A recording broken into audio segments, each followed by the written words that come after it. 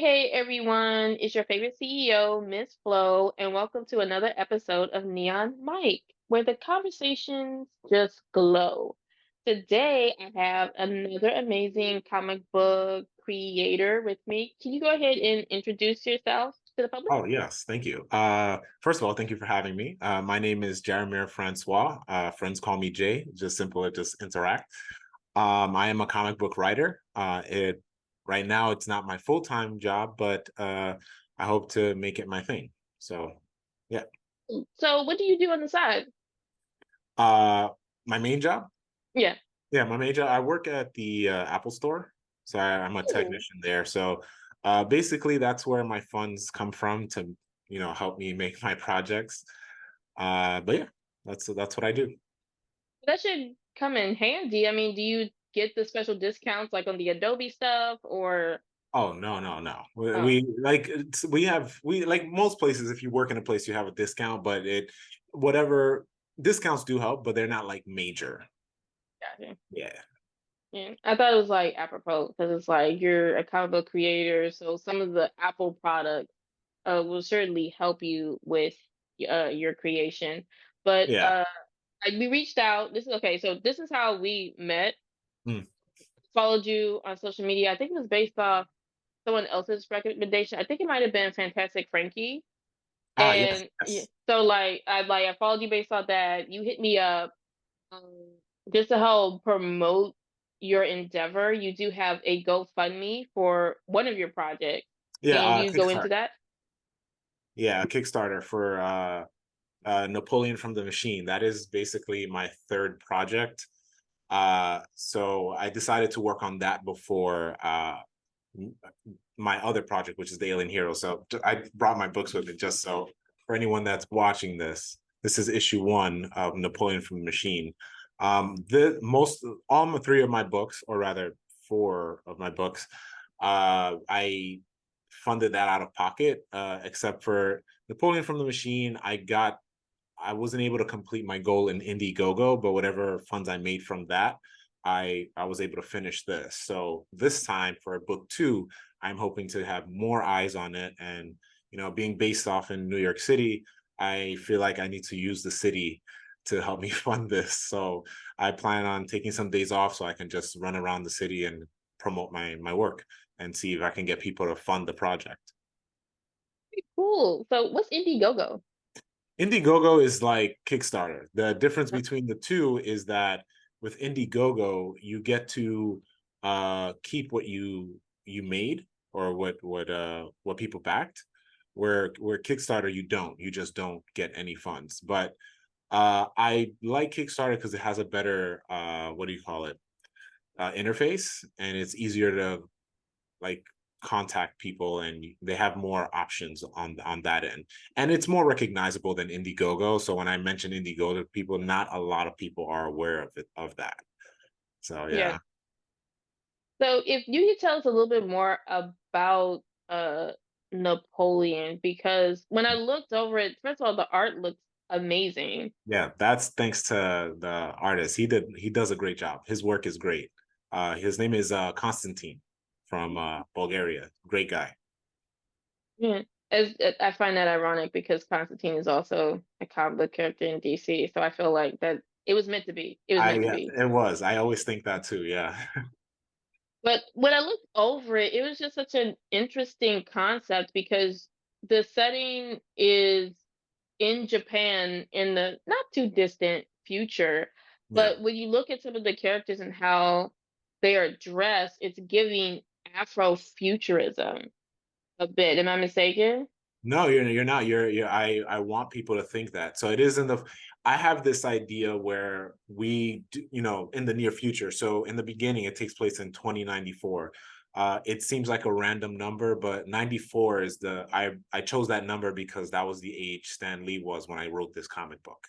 So Oh, that's why I chose wow. that. So and then I have this idea where we, even though that's far in the future, we're still not where we should be as a human race. So like there are little things that I added where there's like solar panels across the globe, like in on top of buildings, which I think we should. That's like a personal opinion of mine.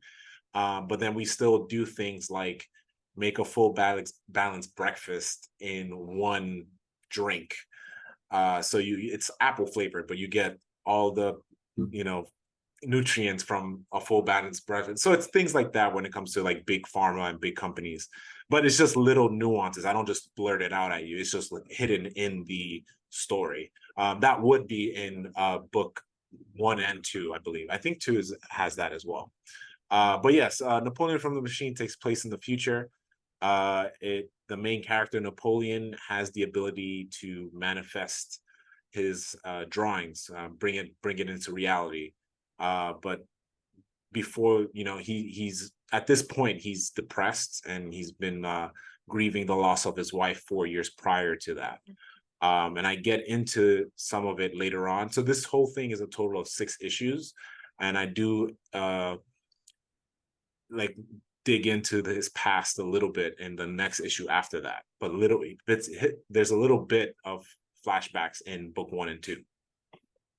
Oh, that's just so cool. Like, just thinking as you as like a comic book creator, like if you had that same ability as Napoleon, which of any of the comic books that you create, which would you would like to see come to life? Ninja Turtles. Yeah, like I would like to be best friend. Like Ninja Turtles, one of like my top out of like the big companies. Like I relate more to like Captain America. And DC, I like Aquaman. Not a lot of people like Aquaman, but I get it. Super Friends kind of done him wrong. But when it comes to anything else, Ninja Turtles like one of my favorites. Like, and even the creation of the Ninja Turtles is very, very great. It's like a lightning in a bottle. Like you can never make that on purpose. Right. And I feel the same way with my projects. Mm.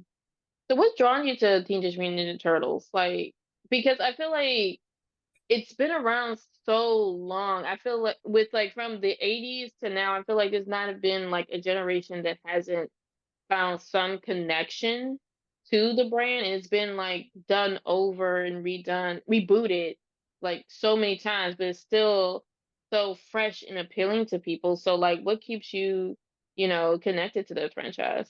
Oh, I'm gonna date myself. So I'm 30. So I was born in 92. But the first movie came out in 91 or 90, I forget. But obviously I was too young to see it. But growing up, I had Secret of the Ooze on Mm, VHS. So I've watched that all the time, even though it's not like a perfect movie.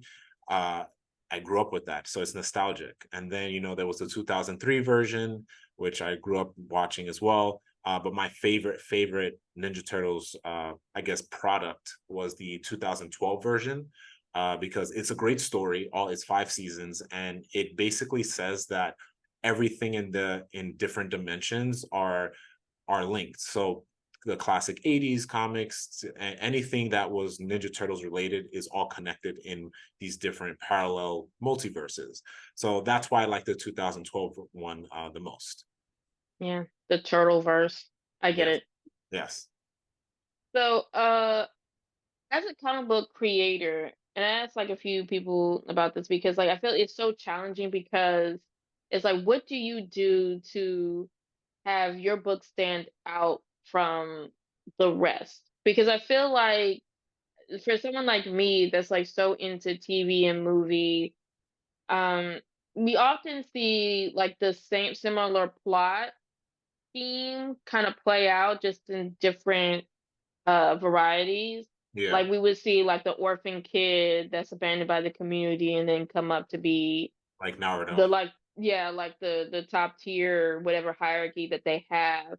And or like there's a person's character that just loves to fight the fight. You know what I mean? So it's like what do you do to make sure that your story is unique and not something that's been done before? Yeah, it's something that I just don't like.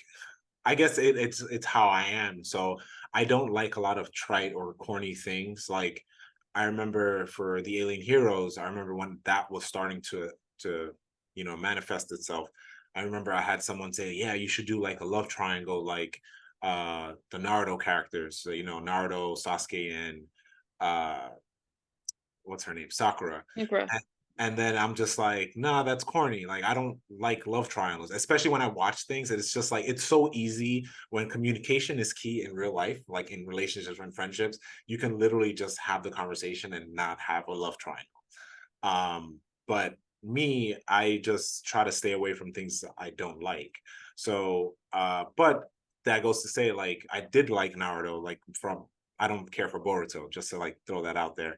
You're not Uh, the only one. It's yeah, fine. like I follow Naruto. He became Hokage. That was like the reason I followed that story. So I like Naruto, but there are certain things I didn't like about it. But there's certain things that are really great about it. So I can like utilize that. So for example, Sai, who has the ability to like, he draws his paintings and they come to life. So that's kind of where some of that kind of manifested into Napoleon. Or this comes from Ninja Turtles. Kirby, who's also influenced by Jack the King Kirby, was in the first volume of the Ninja Turtles, the classic '80s, where he had a pencil and a gem tied to the end of a pencil, so anything he drew came to life. So that's where this kind of like comes in. So I just honestly try to be different and tell a story that's not trite. Again, like Hollywood tends to just do a lot of nostalgia or just rehashing, and it's all about making money when they don't take a lot of risks. That's why my favorite movies are generally foreign movies or indie movies. I don't get me wrong, I'll enjoy the blockbuster and the popcorn flicks, but sometimes you just don't want to see the same thing over and over again. And I'm not trying to like shame people, but sometimes they eat it up.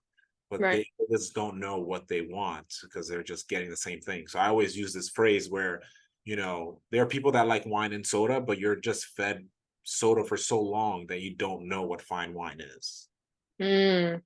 Yeah. That's so that makes a great point. I feel like a lot of people in the industry tend to play it safe Yeah. and don't bother to gamble with something unique and different because it's all about like the numbers and the data.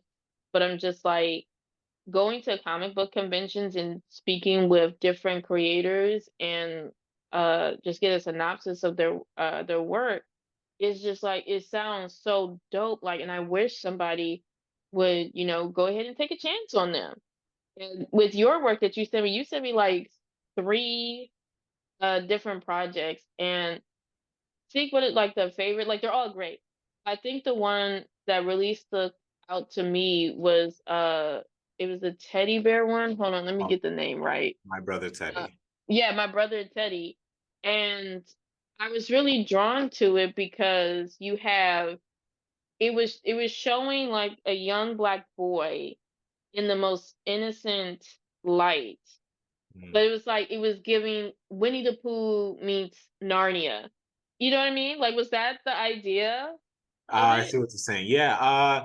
So I always say this to people. Like I had this idea since college. So that was like in 2014, 2015.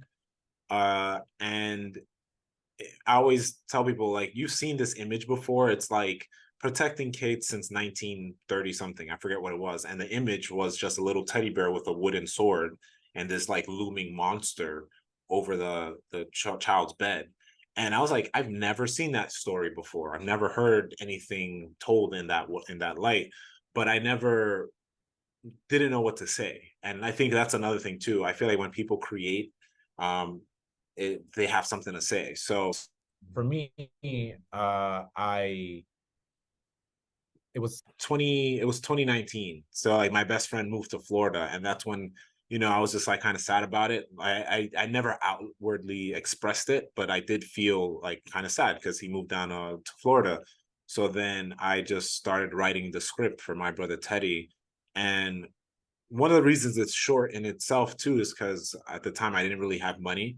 I wrote the story. I was like, let me keep it concise, but still say something. And it started to turn into something. And then I started having other ideas like implementing the soundtrack, which I just didn't want it to be a coloring, a picture book. I wanted to give it more weight. So literally, as I finished making the book, I asked my friend, I was like, should I put a soundtrack to this? And he was like, yeah, you should. And then that's when I partnered with Lauren Brianna Ware, who composed the entire soundtrack, and I was able to get it out there. And so anyone that gets a My Brother Teddy book, they have a soundtrack as well. So even though they may think is expensive or anything like, no matter what people think, you're still getting a bonus content. And Mhm. the point of the soundtrack, it's meant to hold your hand as you go through the book. And then yeah, and then it started to turn into something where like I started implementing these black pages, telling the story of it's Teddy's dialogue, or yeah, it's me Teddy's dialogue. And at the end, when he talks about reclamation, it's talking to anyone, any person of color, anyone that was a child, reclaiming what was lost, be it your childhood, your imagination, uh, maybe something physical you lost, or something that was internally yours, or it could be anything. It's just to bring that thought to the person's mind. um but yeah, that was basically why I wrote it. Just that's just so awesome. Again, like, was it intentional not to have text? Like, it's just because the way you said me is just like it's just image, but you understood everything that was going on throughout the comic. So is you're gonna publish it with like no text at all? Yeah, it was intentional. Again, like I wasn't sure. I kind of just started writing the story, and then I realized there's just no. So initially, when I wrote it, there was no text, not even the black pages. So the black page is the only thing with text. But I feel like that was another thing. I've had to fill it in with something that kind of lets you know what Teddy's thinking. In the meantime, even though it's such a small amount of, it's a grand time, but it's such a for us the audience, it's such a small thing to take in. Yeah, there was no dialogue, and I get really good feedback from that. I didn't know what to expect when I got the book out, because I self-published it in 2021, and then in 2022 it was re-released through SourcePoint, and a lot of people had more access to this, and they all I had people reach out saying, yeah, this is a really good book. This is something I've never experienced before. When I went to my first Comic-Con 2 months back in July, I I met a German family that were ecstatic about it. And I really, when people give me their great feedback, I shy away from it, because it's like I don't believe it. And but they were like, in like the little girl, or little girl, the woman, she came to my table and she got My Brother Teddy. And then, so this is day one, this is Friday, and then Saturday she brought her dad, I think it was, yeah. And then dad bought a book and then read it, and he came back Sunday. He was like, in 40 years I've read comic books, and this is like the best thing I've ever read. And then I was like, that made me feel good to have, and they're German, so they have now have an international fan base here. So it felt good for them to feel that way. And there are other people that just said they cried, and I honestly never thought I could make someone cry about it, but I did want to evoke some sort of emotion, and it did, and I did the job. Yeah, I mean, it's not surprising that it gets like an international appeal because without the text, there's no language barrier. It's like only the image, like you can feel the emotion through the body language of the characters and understand their relationship and what they're going through. Yeah, So it's like it's just like something we just don't really think about that often. It's like, wow, do you really need a speech bubble? Do you really need to know like this? Do we really need to have like a conversation happening to understand the story? And just for you to think outside the box and just let, the picture say the thousand words, like that's mind blowing. It's a yeah, very simple concept when you think about it, but it's just like you don't really see that yeah. nowadays. It's true, and that's all thanks to Todor. So he's another Bulgarian artist. So they have a small community there. So these guys know each other. So Todor introduced me to Constantine, and Sonia, which is Constantine's wife. She did the colors for both books, and she's amazing. She's probably the only person I'll go to for colors. But Todor, uh, he did the job. Like I don't like to take control over like my scripts. I give very few words, and I let the artist play with that because that gives them more breathing room. And he Mm. relayed that to me. He says, you don't make it too difficult. Uh, it because it gives him free reign. And then if there's a question or anything like that, he will ask me. But if I need something there intentionally, then I need it there intentionally. But I really don't put too much into it. Kind of a side note, he does the art for Stranger Things. Ooh, So yeah, he does work with them. I think the he show or the comic book? the comic Is book. okay. Yeah. So after My Brother Teddy, I think he did a Halloween special, and then he was on, like, I believe, the main run for Stranger Things, the comic book. Oh, wow. So you're very well connected. And I think that's just a great thing for comic book creators to do because I have like a few students that are interested in creative writing and that want to create their own comic book. But what advice do you have for them to get their foot in the door and to establish the connections that you have with other artists? Well, first things first is don't quit, no matter what it is. So like I said, I'm 30. Uh, I'm just gonna get it out there. So my dream is to be a writer director. But with me working full time and even animation costing money, I don't have the funds or the time to do those things. And comics is a way to, like, kind of showcase my writing. Um, so if you have scripts or ideas, write them down. It's kind of like what teachers tell you. If you're writing an essay, start writing and then you can edit later. I remember looking at scripts for the Alien Heroes, and I wrote the Alien Heroes back in 2015, and it was not good. Like I was young and I was just like writing to write something silly. I was like, this doesn't work.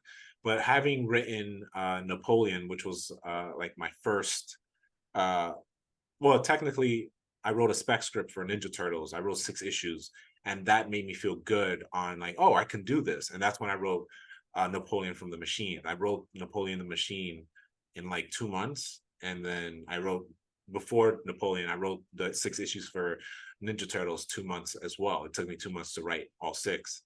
Um, but doesn't mean it's done. So if you would relay that, it definitely edit your work, but it does take time. But never give up, keep trying, and then put yourself out there. I'm very timid. It doesn't look like that now, but I've been trying to get myself in front of the camera more often. And I've met or digitally met a lot of people online, and connected with a lot of people, gotten good advice and stuff like that. I even The Antagonists, that's another one, Tyler Martin, who is getting big with his stuff. I've connected with him. I'm hoping to get Napoleon within his publishing company because that's where I see this.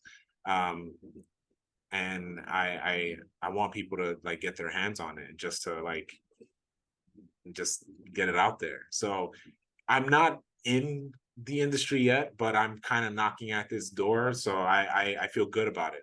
And then look, if even if you don't get it in, just still keep writing, keep creating and sharing it, because then someone will pick it up.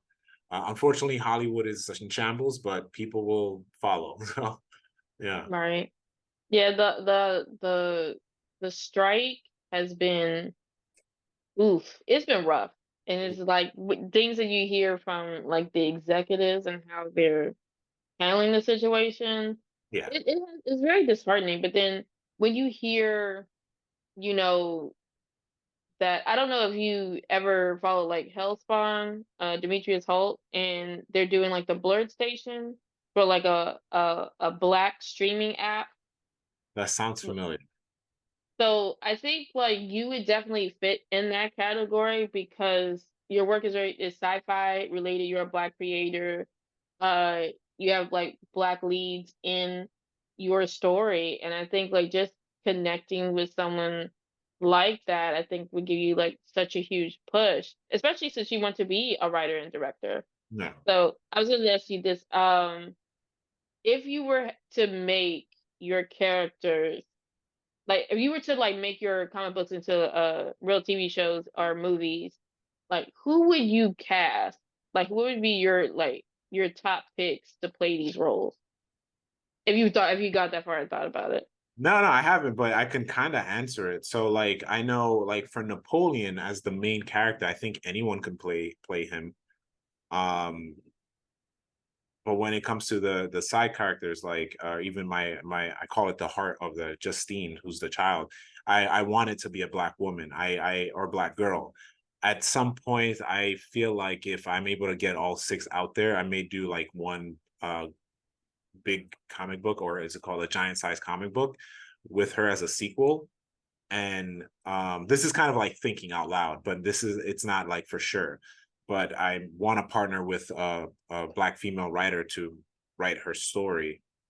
Mm, um and yeah, because I think that needs, that's also a thing. There needs to be more black women in the comic book industry. I can't what sucks is I don't think I can name one even in the big companies like DC or Marvel. Maybe there is, I just don't know. mm. um and then so when it comes to like my brother Teddy, it could be, I think of, just off the top of my head now that you asked me that, did you see The Last of Us, the on HBO? What are you talking about? I haven't watched it because I'm still recovering from Walking Dead and that trauma, so I didn't want to go into Last of Us. But I know he's a little kid you were talking about because he was at BlurCon. So I Oh, think okay, like nice. yeah, so yeah, I think he would definitely be great as like when he was a child. So I Yeah, think that would be a good pick. yeah, it would be, because it's like it I could even show that, like I know with his like there's no dialogue, but I can also kind of like, I'm not the director, but if I was directing, I would even expand on the fact that because there's no dialogue, we could kind of like what's the word I'm looking for? Have some nuance or more expression with him on screen as the kid. And then I can't imagine who would play the adult version of him. So I would have to think about that. I haven't thought about it. And then when it comes to Alien Heroes, it was always going to be a cartoon. So I can't imagine, I can't think of voice actors right now, but my goal is to make Alien Heroes a cartoon. Oh, nice. And the other thing that I really liked about your comic books is that they all have their unique style. Hmm. It's like they don't look remotely. You wouldn't think like it'd be from like the same creator. And I think that helps gives like each story have their own identity, especially when it comes to branding. And I can definitely see um the Alien comic book like definitely being like something you would see on Disney. That's what it Really? kind of reminds me. Yeah, that's what it kind of Okay. reminds me of, like the Disney animation, like not Phineas and Ferb. There was another one. What's the one where it's like this big family? On Is Disney. that that's not at Disney? No, it's another one. No, I'm getting cartoons mixed up. But it was just like it's a certain style. That's what it kind of reminds me of, and I Okay. feel like, but like I'm just saying, I'm rambling. No, it's okay. But just looking over your work is just like it's just so cool that you're able to create this and then you've been sticking with it. Like you've been working on this since you were in college and you're so dedicated to it that you're willing to go out of pocket to really fund your ideas. So you said you have a Kickstarter. So what is your goal with the Kickstarter to bring uh which one was it again? It was Napoleon from the Machine. Yes. Uh like what is the financial goal that you need to really get this comic book out there? So for Napoleon from the Machine, so specifically book two, the financial goal is 5,000. I'm hoping, even to exceed that, but even to make it to 5,000 is great. And then hopefully that also brings in more fans. Even if they're more fans of Napoleon, then that's great. If it kind of converts them to my other project, that's great as well. I want people to know me as a writer. And one thing I love about promoting my stuff is that I can always boost other creators as well. When I create variant covers, I always shout out the variant artists as well. I put the QR code for their pages so people can go there. Yeah, like it's just that's something I want to do.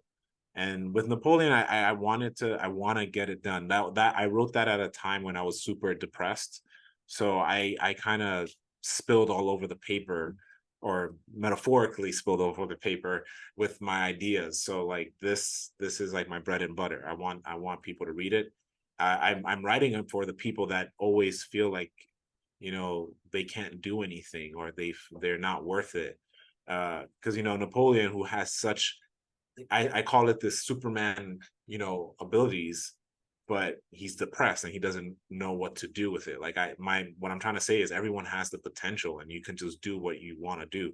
Be a doctor, be an astronaut. There's nothing stopping you except you. And we're all gonna always trip. It's kind of like the Batman Begins line. It's, what do you do when you fall? You basically get back up, and that's what I'm trying to do with this story. Such a wonderful message to close out on. Thank you for speaking with me today. Where can the audience find you? Yeah, so on all my social media, it's Sky Surfer, or if depending on if it's Instagram, it's Sky_Surfer 117. Yeah, you can follow me there, check out my stuff. And if you don't feel like backing it, definitely share it. Sharing is caring. That's what I tell people. And definitely make sure that you click the link button below to support and help bring issue 2 of Napoleon from the Machine to the public. Thank you again for coming through, and everyone, see how you glow from this conversation. Stay tuned for another episode. All right.